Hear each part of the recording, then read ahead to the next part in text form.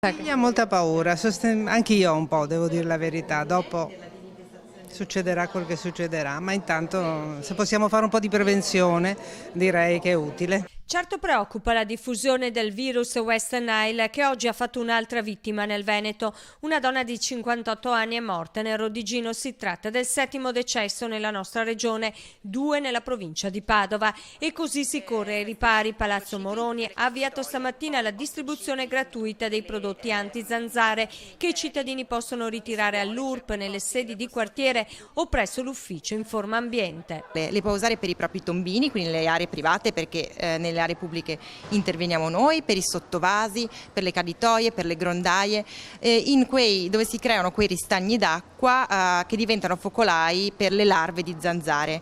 Questo è il trattamento più efficace, quindi andando ad agire direttamente sulle larve. Si crea una micromembrana che impedisce l'ossigenazione, quindi riusciamo a fermare la crescita. La lotta preventiva rimane lo strumento principale ai fini della riduzione dei fastidiosi e pericolosi insetti. 300 le scatole ritirate stamattina solo nell'ufficio relazioni con il pubblico, 5.000 in totale quelle acquistate dal comune e pronte per la distribuzione, ma il programma straordinario di interventi prevede anche altre azioni.